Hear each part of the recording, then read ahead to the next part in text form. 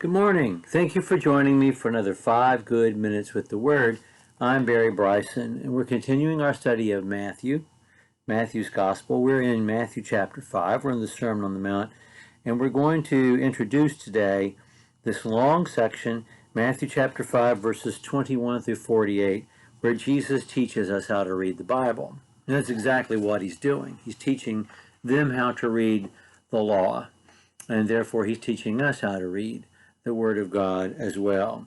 In this, he's already established that he did not come to destroy the law, but to fulfill it, and that the will of God is eternal, and that to subvert that will is sinful. And he didn't come to do that. And he challenges us to be more righteous than the scribes and Pharisees, who were quite meticulous about keeping the letter of the law, to the point that they had created an entire secondary system of laws and observances that they described as a wall, a hedge around the 613 commands of the Mosaic Law to protect it, to make sure that nobody ever messed up and ever ran afoul of even the smallest law.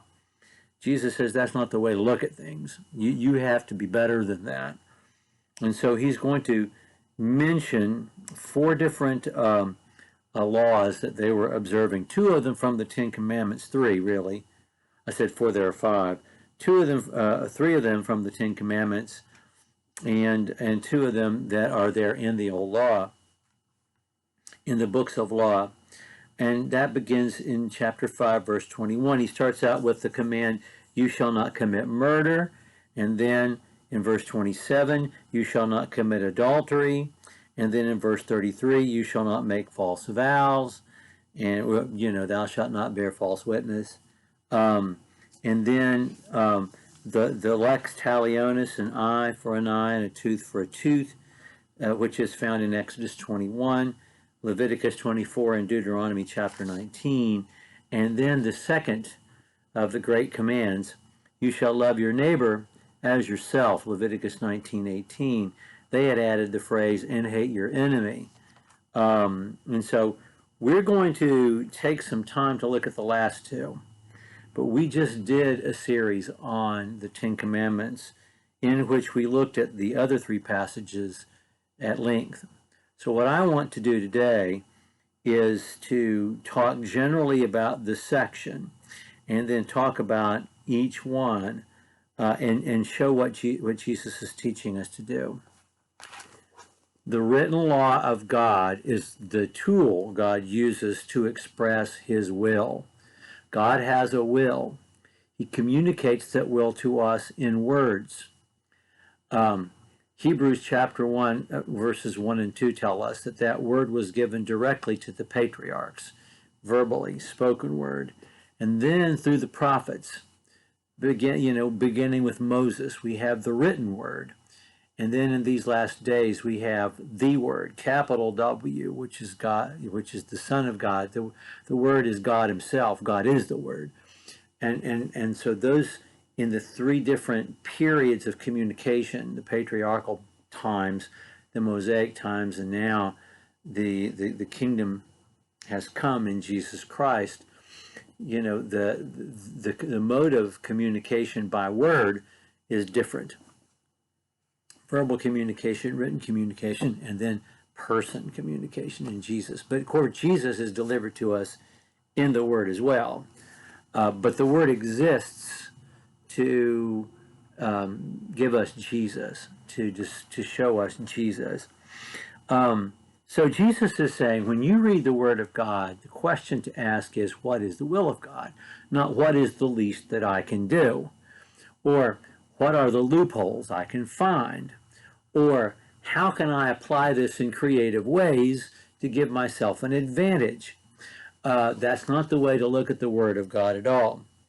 You have heard that the ancients were told, you shall not commit murder. Whoever commits murder is liable to the court. But I say to you, everyone who is angry with his brother shall be guilty before the court. And whoever shall say to his brother, Rakah, which means worthless person, shall be guilty of the Supreme Court. And whoever shall say, you fool, shall be guilty enough to go into the fires of hell. Therefore, if you're presenting your offering at the altar, remember that your brother has something against you. Make that right first. Jesus says the will of God is that we get along, is that we make peace. It's not that we just avoid killing each other. And violence is violence, and verbal violence is violence as well, and it's all going to be judged by God. That's the will of God. And if you read beyond to all the other laws, those laws are written to ensure not just that we don't murder each other, but that we live in peace and harmony with each other. That's God's will. You have heard that it was said, you shall not commit adultery. But I say to you, everyone who looks on a woman to lust after her has committed adultery already with her in his heart. God's law is given to maintain the covenant bond between the husband and the wife. And therefore, it's not just enough not to engage in a certain act, but in any act that is of a sexual nature. Even sexual looking at someone for the purpose of lusting after them, is committing adultery in your heart. The will of God is that a husband and a wife are committed to and faithful to each other in every possible way. And so you can't just find a loophole and say, oh, well, I didn't share a bed with this woman. I mean, therefore we're okay because we didn't do the actual deed that's mentioned in the command. Read all the rest of the commands. God has expected you to be faithful to your marriage covenant in every possible way, not giving you the least that you could do. What's the will of God? And in making false vows, Jesus said, just let your yes be yes and your no be no, period. That's what it's about. So Jesus is teaching us to read the Bible to discover God's will for us. The general will, clearly stated in a simple sentence, which expands its claims on us to involve every aspect of our lives. Not to come to the text like a constitutional lawyer or like a trial lawyer trying to find a loophole to get your client off, or trying to find a way to put Al Capone in jail, even though you can't get him on murder, we can get him on tax evasion. That's maybe the way you use secular law. That's not the way you use this law. Not at all. Jesus has forbidden it. And whenever the Pharisees try to get him to argue with them on that level, he never, ever, ever takes the bait, nor should we. But we're going to look at two of these commands a little more closely over the next couple of sessions. Thank you for joining me for another 5 good minutes with the Word.